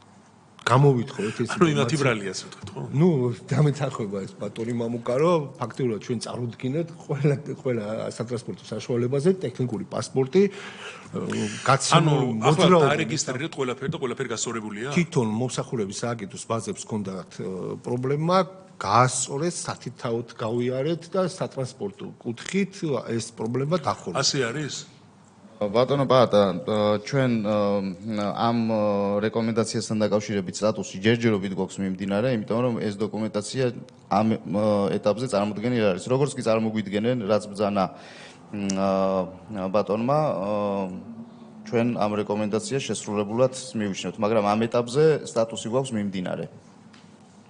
კი ბატონო. რაც შეეხება ორი თემიდან შედგება სატრანსპორტო საშუალებები და უძრავი ქონება. ნუ პრობლემა ჯერჯერობით სატრანსპორტო საშუალებების მხარე ჩავხურეთ და მომსახურების სააგენტოსთან დავამთავრეთ ეგ საკითხი, რაც შეეხება საჯარო რეესტრს, ჩვენ აუდიტის რეკომენდაციის შემდეგ გამოდენიმეჯერ გამოვითხოვეთ საჯარო რეესტრიდან ინფორმაცია, ყოველდღიური მუშაობა მიდის საჯარო რეესტრთან და ქონების მართვასთან, ფაქტიურად დღეს დარჩენილია 56 აქტივი, რომელზედაც შექმნილი გვაქვს კომისია, 56 აქტივი ეს წარმოადგენს საგარეჯოს რაიონს, აქ 27 აქტივზე უკვე რაც გავიარეთ და დავადასტურეთ, ეს არის კოდი, ეგრეთ წოდებული საკადასტრო კოდი, რაღაც პერიოდში საჯარო რეესტრმა შეცვალა კოდების აღრიცხვა, იქ ჩაემატა 3 ნულები და ჩვენ ბატონ მამუკასთან ერთად გავიარეთ, რომ ის აქტივები ჩვენ ბაზაში გვაქვს, ოღონდ დღეს კოდების ცვლილება განხორციელებული და ფაქტიურად ცვლილების შესახებ ჩვენ ინფორმაცია არ მიგვიღია, ასე რომ 27 აქტივს პრობლემა არ აქვს, დარჩენილია 29 აქტივი, 29 აქტივი ეს არის ძირითადად მიწის არხები, თუმცა კომისია ამაზე მუშაობს. მიწის არხები, რომლებიც 90-იან წლებში კარგად გასაგები მიზეზების გამო არ იწმინდებოდა და მოხდა ამ მიწის არხების გადახურვა, გაქრობა, ზოგზე საბარგულები მოიწყო, ზოგზე მშენებლობა წავიდა. ჩვენ ახლა ვაკეთებთ ამის დეტალიზაციას, ამოვიხეთ არქივიდან ის ძველი კომუნისტური სისტემების ბაზები და კონკრეტულად ვეძებთ კოორდინატებით, სად მდებარეობდა ეს მიწის არხი, რომლის იდენტიფიცირება დღეს უნდა მოვახერხოთ. და ამას შემდეგ როდესაც დავამთავრებთ ამ 1 აპრილამდე გამისვლა და როგორც კი დავამთავრებთ ამის მოკვლევაც, რა თქმა უნდა, ვაცნობთ როგორც სამინისტროს, ასევე ქონების მართვის სააგენტოს და საჯარო რეესტრს და ამის შემდეგ განისაზღვრება მომავალი ქმედებები. ფაქტია, რომ დღეს ეს 29 აქტივისზე არც სამელიორაციო ინფრასტრუქტურა არსებობს და გვიჭირს იდენტიფიცირება კონკრეტულად რომელ არეალში მდებარეობდა რა. ანუ დავით გეკნებოდათ? კითხვა მქონდა, ტექნიკასთან დაკავშირებით, რამდენად საკმარისი არსებული ტექნიკა მოთხოვნასთან მიმართებაში არის თუ არა შეკვეთები იმ რაოდენობის დავაკმაყოფილებ თუ არა, იმიტომ რომ ზოგ შემთხვევაში არის რეგიონებში პრობლემები, როდესაც გამომართავ ტექნიკასთან ქონდა საქმე და ნაწილის რეალიზება მოხერხდა თქვენს მიერ, კერძო სექტორმა იყიდა შემთხვევებიც ვიცი და რამდენად მოხდა განახლება ტექნიკის თუ იგივე ბაზაა არსებული ძველი შენარჩუნებული და დასერვისებული. არა, სპეცტექნიკა ჩვენ ახლა როგორც აღვნიშნეთ 434 ერთეული გვაქვს საერთო ჯამში ტექნიკა, თუმცა ესიც არ არის საკმარისი. ამასთან ერთად ჩვენი სპეცტექნიკა ბუნებრივად ისეთ პირობებში მუშაობს, რომ ძალიან დიდია რისკი გაფუჭების, ეს არის ტყე, წყალი, დინარეები, ასე შემდეგ. აქედან გამომდინარე ჩვენ შევიმუშავეთ ალტერნატიული მექანიზმი. ეხლა უკვე გამზადებული გვაქვს ტენდერზე.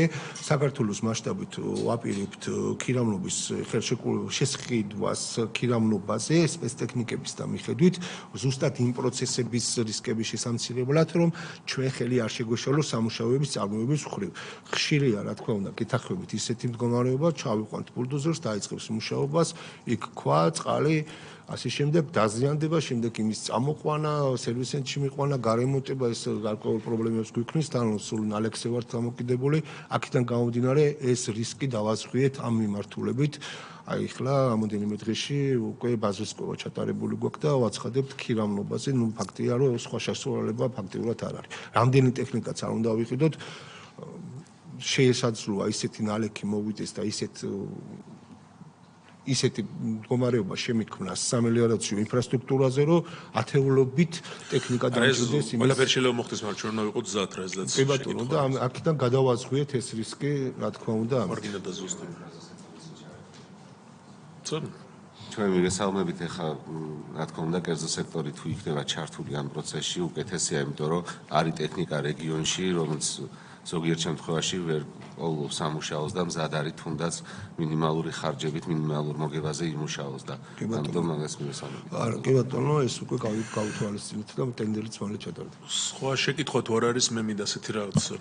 ჩვენ ახლა გამოგიგზავნით წერილს აი ამ შეხვედრასთან დაკავშირებით და რაც თქვით, რომ ის გასწორებულია პირველი ნაწილი, აი მოგვაწოდეთ ეგ ინფორმაცია ჩვენს და აუდიტის სამსახურს, რომ ვიცოდეთ, რომ ასე არის. პირველ ზედაც და მეორე ზედაც და თუ მასე არის, რასაც გვემზანებთ, ძალიან კარგი და დიდი მადლობა.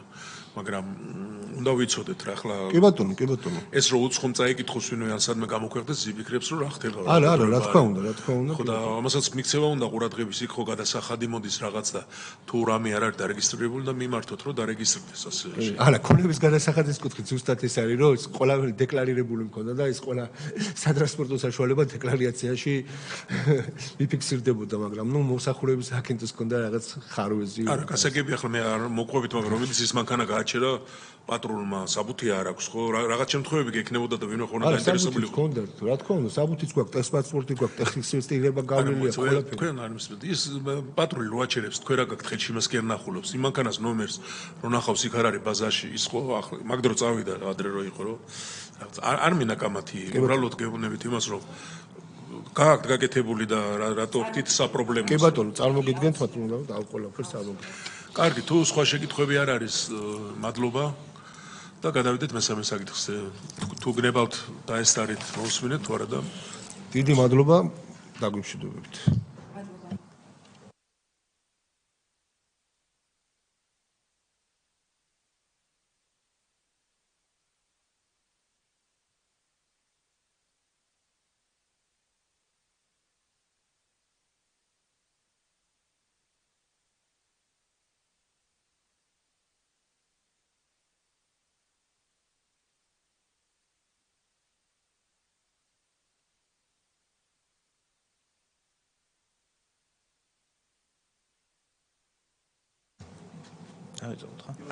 მადლობა.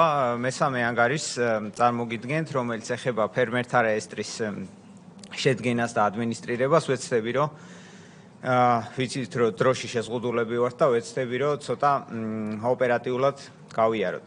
მოკლედ, ნუ мотиваციაზე დიდი ხანი არ შევჩერდებით, ვიცით, რომ სახელმწიფო საკმაოდ მნიშვნელოვან ინვესტიციებს აკეთებს ამ სექტორში უკვე დიდი ხანია.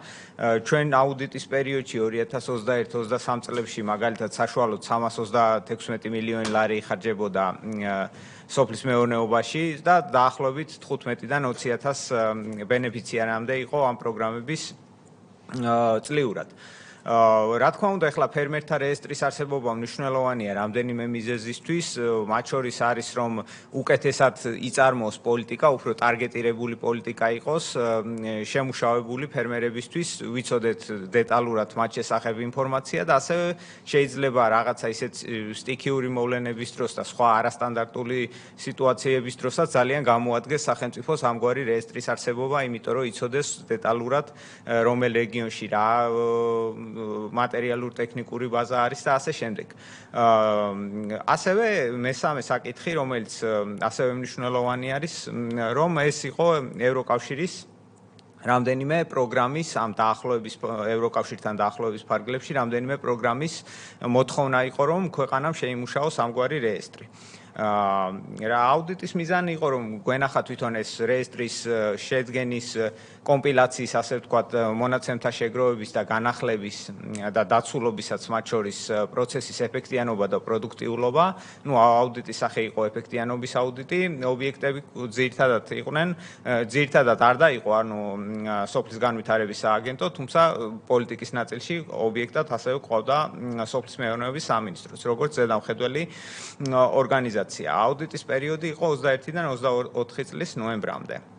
ფერმერთა რეგისტრაციის პროცესზე ორიოდე სიტყვით ვიტყვი, რომ გასაგები იყო შემდეგ უკვე მიგნებების ნაწილი უკეთესად 2018 წლიდან დაიწყო რეესტრის წარმოება, დადგენილება იყო მთავრობის დადგენილების მიხედვით, რომელმაც განსაზღვრა წესი თვითონ ამ ფერმერთა რეესტრის წარმოების. პირველადი ინფორმაციის შეგროვება მოხდა რამდენიმე სახელმწიფო ორგანიზაციისგან. შემდეგ უკვე თვითონ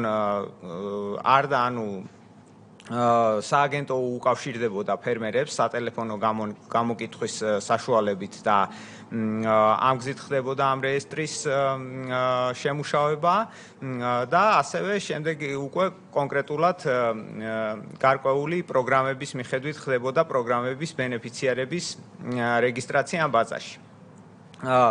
თვითონ რეესტრის წარმოება ტექნიკურად ხორციელდებოდა საოფისე პროგრამების საშუალებით პირველ ეტაპზე, თუმცა 2020 წლიდან სამინისტრომ დააკონტრაქტა აბაკოსპა, არის იტალიური კომპანია, რომელიც ინფორმაციულ ტექნოლოგიურ მომსახურებას აწვდის ბევრ ქვეყანას, GIS სისტემების უძრავი ქონების რეგისტრაციის და ასე შემდეგ. საკმაოდ ევროპაშიც საკმაოდ აღიარებული კომპანია არის, ბევრ ქვეყანას უწევს ანალოგიურ მომსახურებას. ამ კომპანიასთან ჩვენმა სამინისტრომ გააფორმა ხელშეკრულება, რომ მათ წარმოებინათ ასევე ფერმერთა რეესტრის ტექნიკური მხარდაჭერაც.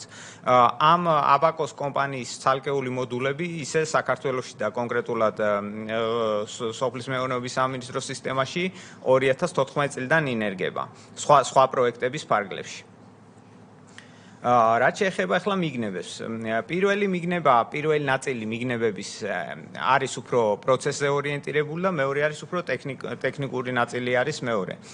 პირველი მიგნება არის, რომ 2018 წლიდან 2024 წლის ზაფხულის პერიოდისთვის 200,000 იყო, 207,000 ადამიანი იყო რეგისტრირებული, რაც ფერმერთა მთლიანი რაოდენობის 32% არის. ანუ პროცესი მაინც და მაინც ჩქარა არ მიდის, შეიძლება ითქვას, იმიტომ რომ 6 წლის განმავლობაში ნახევარზეც არ არის რეესტრი ჯერჯერობით შევსებული და სოფლის მეურნეობის და სამინისტროს სტრატეგიის მიხედვით 21-27 წლებში განსაზღვრული არის გარკვეული რაოდენობები, თუმცა ეს რაოდენობები არის მინიმუმი რაოდენობები, რაც უნდა დარეგისტრირდეს წლიურად. მაგალითად 24-27 წლებში 50,000-მდე ბენეფიციარის დარეგისტრირება იგეგმება, რაც ვერ უზრუნველყოფს იმას, რომ გონივრულ პერიოდში მოხდეს მთლიანად ამ რეესტრის შედგენა. ამას ახლა რა რისკი აქვს? მეორე რისკი არის ის, რომ მიგნება მეორე ნაწილის არის, რომ ძირითადად შევსება რეესტრის ხდება კოლ-ცენტრის ოპერატორების მიერ, ანუ თვითონ სააგენტოს ყავს გარკვეული სამსახური აქვს ამისთვის შექმნილი, რომელიც ფერმერებს უკავშირდება და სტანდარტიზებული კითხვარით ავსებს ამ მონაცემებს. ასევე არის, როდესაც თვითონ ფერმერები მიმართავენ სამინისტროს, როდესაც გარკვეული სერვისის მიღება უნდათ და მაშინაც ხდება მათი რეგისტრირება, როცა პროგრამაში, კონკრეტულ პროგრამაში დანერგემომავალი ირიგაციის თუ ასე შემდეგ რეგისტრირდებიან ფერმერები. თუმცა იქიდან გამომდინარე, რომ ეს დროში გაწერილი პროცესი არის ეს რეესტრის შედგენა, ეს პროცესი ავტომატიზებული არ არის, ანუ ბევრი სხვადასხვა მონაცემს ამუშავებს ეს რეესტრი და ეს ფერმერთა რეესტრი არ არის ავტომატიზებული და დაკავშირებული სხვა რეესტრებთან, რის შედეგადაც შეიძლება ეს ინფორმაცია მოძველდეს. ანუ რამდენიმე წლის განმავლობაში ბუნებრივია ფერმერის მიწის ფართობიდან დაწყებული მოძრავი ტექნიკა იქნება, საქონელი იქნება თუ ასე შემდეგ, სხვადასხვა პარამეტრი, რომელსაც ეს ფერმერთა რეესტრი აღრიცხავს, შეიძლება მნიშვნელოვნად შეიცვალოს.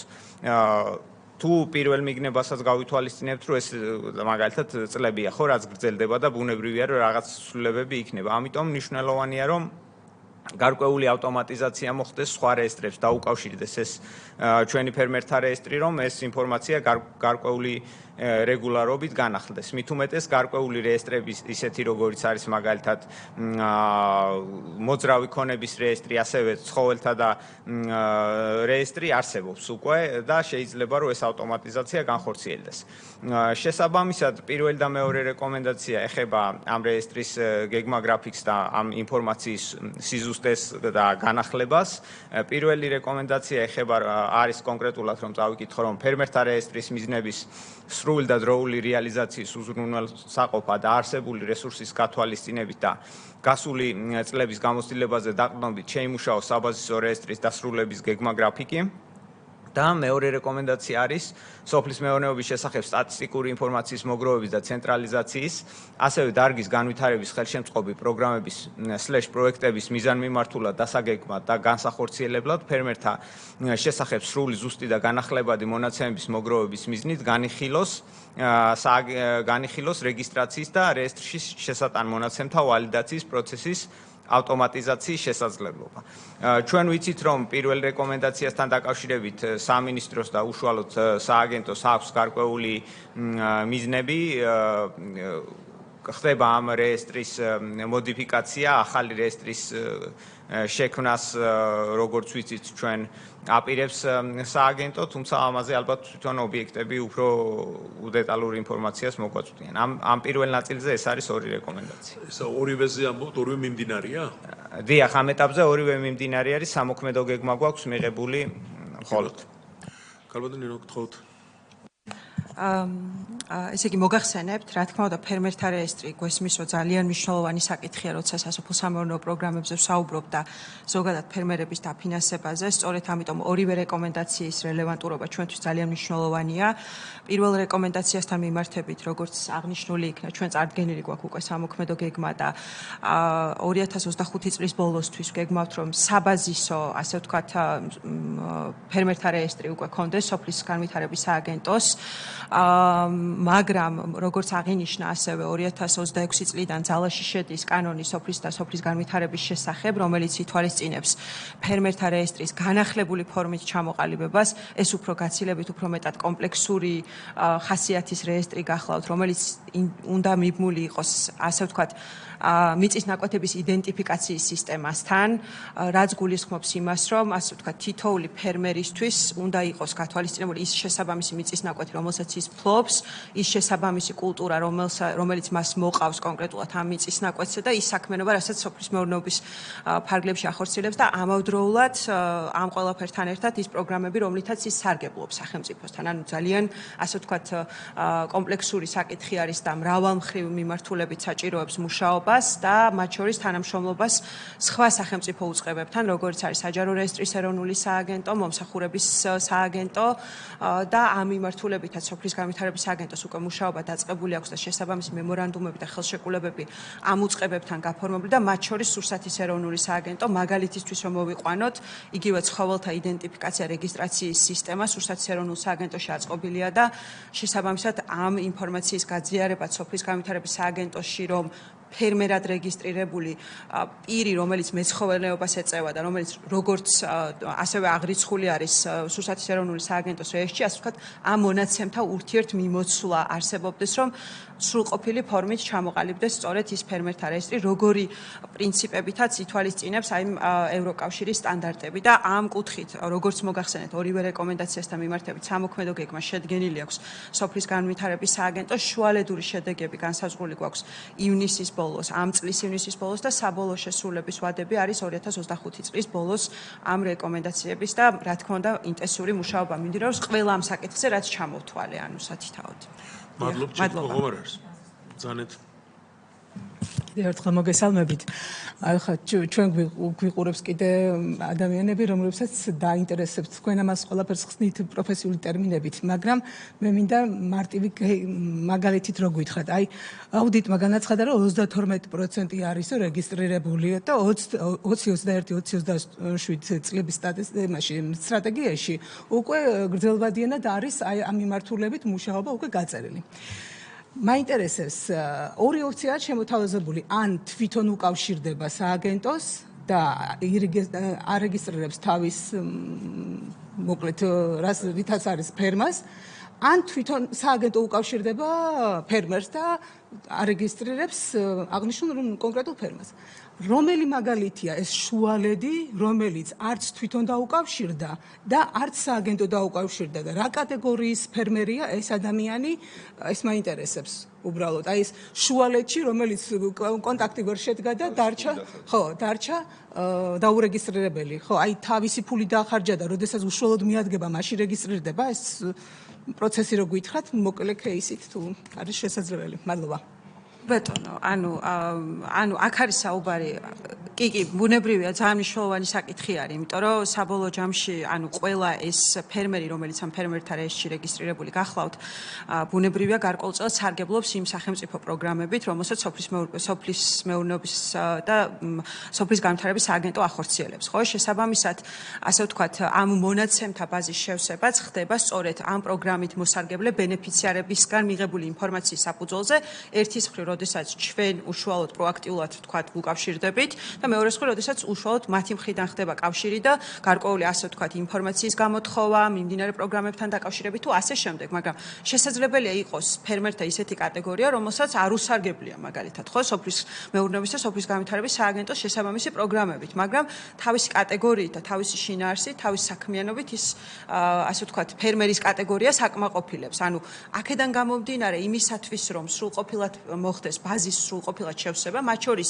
იმ პირების, რომლებსაც ამ დრომდე სოფლის მეურნეობის და სოფლის განვითარების სააგენტოს მიერ გამოცხადებული სახელმწიფო პროგრამებით არ უსარგებლია, რა თქმა უნდა, საჭირო არის როგორც სხვა სახელმწიფო უწყებებთან კომუნიკაცია და კოორდინაცია, როგორც არის რეესტრი, ვთქვათ, ხო, როგორც არის მომსახურების სააგენტო, როგორც არის ჩვენი რესურსების ეროვნული სააგენტო, რომელსაც მაგალითად აქვს ცხოველთა რეგისტრაცია, იდენტიფიკაციის ცალკე სისტემა, სადაც აღრიცხულია ყველა ის ფერმერი, რომელსაც მეცხოველეობის სექტორში გარკვეული რაოდენობის, ასე ვთქვათ, საქონელი ყავს და ეწევა მესაქონლეობას, ხო?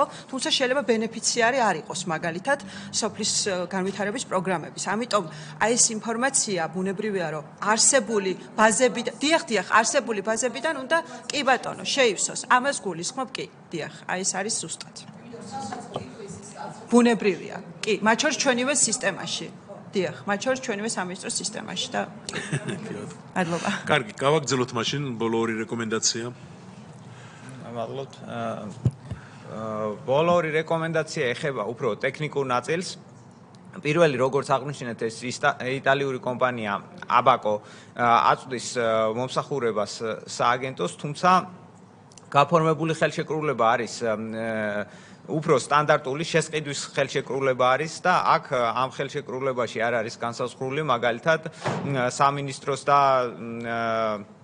მომწოდებლის მიერ უფლებამოვალეობების გამიჯვნა ტექნიკურად რა დონეზე უნდა იყოს. ანუ მაგალითად როგორც წესი, როდესაც ტექნიკურად მომწოდებელი არის ამ ტიპის მომსახურების ხელშეკრულებაში უნდა იყოს მაგალითად გაწერილი მოთხოვნების ტექნიკური პარამეტრები უნდა იყოს გაწერილი სერვისის, მოკლედ რომ ვთქვათ, მაგალითად სისტემა თუ გაითიშა, რამდენი ხანი არის მისაღები სისტემის გათიშვისთვის, ან სამინისტროს მაგალითად გარკვეული მოდულების მოდიფიკაცია თუ ჭირდება, რა პერიოდში უნდა გაასწოროს ყველა ხარვეზი მაგალითად მომწოდებელმა კომპანიამ. ამ ნაწილებში ეს ტექნიკური პარამეტრები უკეთესი პრაქტიკის მიხედვით არ არის გაწერილი. კი ბატონო, წერია ხელშეკრულებაში, რომ ხარემ უნდა შეასრულოს სათანადო ჯეროვნად მოვალეობები, თუმცა უკეთესი პრაქტიკის მიხედვით საჭიროა რომ ეს იყოს უფრო ტექნიკურ დონეზე დაკონკრეტებული თუ რას ნიშნავს ეს ჯეროვნად შესრულება თვითონ ამ მოვალეობების. და ასევე რა თქმა უნდა სამინისტრო იქიდან გამომდინარე რომ ეს მონაცემები არის პერსონალური ინფორმაცია, საჭირო არის საკმაოდ დიდი რესურსი გვაქვს ამ ბაზის შექმნაში ჩადებული, ახორციელებს თვითონ ამ ბაზების აღდგენის ტესტირებას. უпростоრად სარეზერვო ასლებს აკეთებს ამ ბაზის, რომ არ დაგვეკარგოს ეს ბაზა, დაუშვათ თუ რაღაც გაუთვალისწინებელი შემთხვევა მოხდა, ან აბაკოსი გაკოტრდა, ან ჩვენ სტიქიური უბედურება დაგვემართა, ან ასე შემდეგ. თუმცა მიუხედავად იმისა, რომ სამინისტრო ამ ტექნიკურ სარეზერვო ასლებს ეგრეთ წოდებულ ბექაპს აკეთებს, იღებს ამ ასლებს, ამ ასლებით შემდეგ არ ხდება ამ ბაზის აღდგენა, ანუ რამდენად შეიძლება რომ ამ ბაზამ ამ სარეზერვო ასლმა გააკეთოს ბაზის რეპლიკაცია, ანუ რომ აღადგინოს ისევ ახალი მონაცემები. ამის ტესტირება არ ხდება. და ბუნებრივია, კარგი იქნება თუ სამინისტრო ამას გარკვეული პერიოდულობით გააკეთებს, მაგალითად წელში ერთხელ მაინც. შესაბამისად რეკომენდაციები, მესამე-მეოთხე რეკომენდაცია უფრო ტექნიკურ ნაწილებს ეხება. პირველი, უпростоრად მესამე რეკომენდაცია ეხება, რომ პროგრამული უზრუნველყოფის ეფექტიანი მართვის და ადმინისტრირების მიზნით, კარგი პრაქტიკის გათვალისწინებით, მათ შორის ცვლილებების მართვის და მხარდაჭერის კომუნიკაციის პროცესის გაუმჯობესებისა და მომსახურების ხარისხის განსაზღვრელი ძირითადი ინდიკატორების დადგენის გზით უზრუნველყოს სერვისის დონის შეთანხმების დოკუმენტის შემუშავება და დანერგვა. ეგრეთ წოდებული SLA ქვია მოკლედ. და მეოთხე რეკომენდაცია არის ფერმათა რეგისტრაციის პროცესის უწყვეტობის უზრუნველსაყოფად, ასევე მონაცემთა დაკარგვის რისკების მინიმიზაციისთვის პოლიტიკით ან შესაბამისი დოკუმენტით განისაზღვროს სარეზერვო ასლების აღების, შენახვის და ტესტირების პერიოდული პროცესი. სულ ეს არის. მადლობა ყურადღებისთვის. მადლობთ. ქალბატონ ნინო, ბოლო რეკომენდაციები. დიახ. მადლობა ბატონ პატა, როგორც ესე ვთქვათ, მოგეხსენებათ, ეს არის პროგრამული უზრუნველყოფის საკითხებთან დაკავშირებული რეკომენდაციები და სამინისტროს ცენტრალური ადმინისტრაციის IT სამსახური მომსახურე კომპანიასთან ერთად, რომელიც აბაკო არის და აღინიშნა, რომ ეს არის საკმაოდ მოწინავე საერთაშორისო კომპანია, რომელიც გავსი ტიპის მომსახურებებს უწევს სხვადასხვა ქვეყნებს, მათ შორის ევროპულ ქვეყნებს, მუშაობენ ერთობლივად და ორივე რეკომენდაციის შესრულების ვადად ჩვენ განსაზღვრული გვაქვს 2025 წლის ბოლო და შესაბამისად აქტიურად მიმდინარეობს IT სამსახურის მხრიდან ამ რეკომენდაციებზე მუშაობა. შეკითხვა ხომ არ არის? კარგით, მაშინ დღეს კარგი დღე გქონდა იმ გაგებით, რომ კამათი ბევრი არ მოგვიწია. მინდა შევახსენო მეგობრებს, რომ აქ ამ ბოლოს წამოვიდა სწორედ თავიდან ახალი დაწყებული რომ იყო ეს ხო არ ტარდებოდეს ასეთი შეხვედრები. ესე იგი წინა მთავრობის დროს აუდიტი კი მუშაობდა, მაგრამ პარლამენტი საერთოდ არ ხვდებოდა. არც კანონი თვალისწინებდა განხილვას. და რომ დავიწყეთ ეს განხილვები ძალიან დაპირისპირებები იყო ხოლმე და მე ნენელა მიეჩვია სამინისტროები რომ მუშაობა უნდა და მეხარია რომ ჩვენი თავარი მიზანი რაც არის რომ რეკომენდაციები შესრულდეს სრულდება.